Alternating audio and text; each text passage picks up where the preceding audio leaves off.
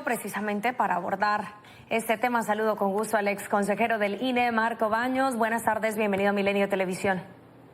Muchas gracias, Dani. La saludo con mucho afecto y, por supuesto, a todo el auditorio. Gracias. Su opinión sobre la forma en la que fueron elegidos por insaculación. Bueno, es un método inédito. Es la primera vez que se ensayó el sorteo por vía de la tómbola. Siempre se había hecho por acuerdos parlamentarios de todas las fracciones partidarias. Sin embargo, esta ocasión no se pudo. Es sí lamentable que el presidente de la República, que el secretario de Gobernación hubieran insistido en que se diera de esta manera. No les correspondía, siendo gobierno, dado que es responsabilidad absoluta de la Cámara de Diputados hacerlo. Y eso de alguna manera pues contaminó el entorno en el cual se dio este procedimiento. Pero creo que no hay que restarle méritos a quienes resultaron ser sorteados.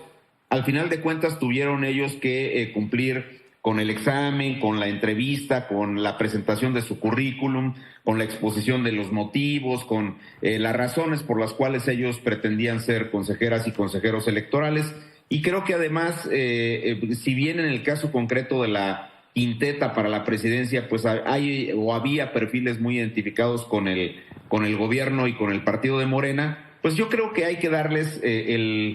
un voto de confianza para ver cómo se desarrollan en la práctica cotidiana, cómo realizan sus actividades, porque a partir de eso es como nos vamos a dar cuenta si la designación que se hizo en favor de ellos es una designación correcta. Creo que las personas designadas tienen una trayectoria que defender, tienen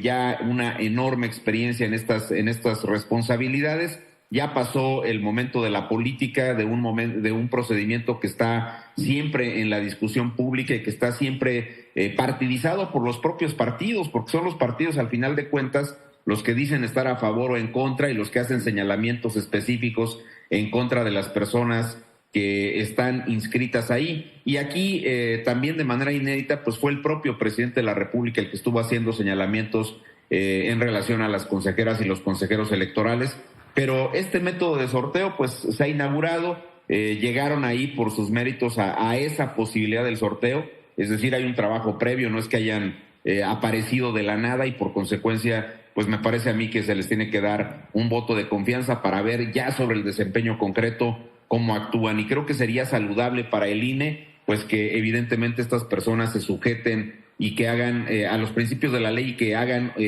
un honor a la trayectoria que se les reconoce en el ámbito electoral. Yo tengo, expectativas y tengo confianza en que esto va a ocurrir así y que el proceso electoral del año de 2023-2024, con la renovación de la presidencia y con todas las elecciones concurrentes en las 32 entidades federativas, estarán encomendadas a personas que tienen experiencia y que además lo van a hacer bien. Además, también hay que recordar, Dani, que están ahí ya 7 consejeras y consejeros electorales que ya tienen experiencia, que han estado en el INE, que han estado en este rejuego y esta discusión entre el INE y el gobierno y el partido Morena, pero que creo que entran en una nueva etapa, es lo que hay que señalar. El Plan B está suspendido por la decisión de la Corte, particularmente por este acuerdo de suspensión que emitió el ministro Lainez Potisek, y por tanto pues se van a organizar las elecciones hasta el momento. Eso es lo que está vigente con la ley anterior, es decir, no tenemos un INE recortado, no hay procedimientos modificados y el INE no tiene que hacer los ajustes que le ordenó el Plan B, ni a la parte de su estructura orgánica, ni tampoco a la parte que tiene que ver con sus disposiciones reglamentarias para regular el desahogo de las elecciones. Un detalle que me parece muy interesante, Dani, de resaltar, es que pese a que desde que inició el gobierno del presidente López Obrador y que se manifestó en contra de la existencia de los soples, pues finalmente son los órganos electorales de los estados los que están nutriendo los procesos de la designación de los consejeros del propio Instituto Nacional Electoral. Aquí se está sumando Guadalupe Tadei, que fue presidenta del órgano electoral del estado de Sonora, pero también está Rita Bel López Vences, quien fue consejera en el órgano electoral del estado de Oaxaca. Y en el caso de Jorge Montaño, no estuvo en los soples, pero sí fue consejero en el Instituto Electoral del estado de Tabasco, también había sido magistrado electoral local, y por su parte Arturo Castillo Loza pues proviene del Tribunal Electoral,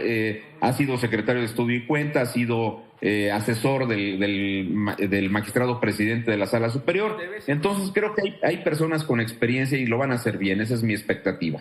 Justo eso, la ciudadanía también estaría esperando a lo mejor un cambio sustancial dentro del INE y ahora con los nuevos consejeros la expectativa todavía sigue creciendo. ¿O usted cómo lo ve en los términos en los que se están dando las cosas? También si se pudo haber privilegiado a lo mejor un consenso y no llegar hasta esta instancia y dejarlo simplemente a la suerte. Sí, este es un tema que va a seguir en la deliberación pública, pero creo que el presidente de la República y el partido Morena, pues primero deben considerar que las dos personas contra quienes tenían una disputa ya de muchos meses, que eran justamente Lorenzo Córdoba y Ciro Murayama, han concluido su trabajo. Yo creo que ellos han hecho lo que tenían que hacer como responsables de conducir, como parte de los responsables de conducir al Instituto Nacional Electoral y la organización de las elecciones. Y creo que ahora Guadalupe Tadei y los otros 10 consejeras y consejeros, entre ellos los nuevos, pues tendrán que asumir que estamos en una nueva etapa, que hay que quitar al INE de esta discusión mediática, de esta discusión pública, que hay que conducirlo a un nuevo estadio y, por supuesto, hay que hacer que esta institución se siga caracterizando por organizar de manera impecable las elecciones con resultados creíbles para todos. Pero en buena medida la responsabilidad de que el INE trascienda hacia esa nueva etapa está primero, por supuesto, en la actuación de las consejeras y los consejeros electorales que están ahí, de los 11, con los 4 nuevos y la presidenta, por supuesto, que es Guadalupe Tadei, pero también será responsabilidad de los partidos pues acatar lo que dicen las normas. Aquí el problema central ha sido que uno de los ejes que han generado esta línea de confrontación ha estado en la, actitud particularmente de Morena, del Verde, del Partido del Trabajo, de no acatar muchas de las disposiciones que corresponden a las obligaciones que el sistema electoral les impone. Ojalá que esta situación trascienda y, por supuesto, que todos los partidos, no solamente los gobernantes, la alianza gobernante, sino también los partidos de la oposición, pues entiendan que necesitamos un árbitro fuerte que le levante la mano a los que obtengan la mayoría de los votos en las elecciones, y para eso se necesita evidentemente la aportación de todos los actores políticos, de los partidos señaladamente, de los consejeros y las consejeras, y los ciudadanos pues debemos cumplir una responsabilidad de vigilar lo que haga la autoridad electoral, porque aquí ningún cargo público debe entenderse como un cheque en blanco para que cada quien haga o deshaga. Vamos a ver cómo se comporta en los hechos y cómo se trasciende por la vía de la actuación específica de las consejeras y consejeros nuevos, pues toda esta discusión de que si estaban cerca, de que si no están cerca de Morena, que si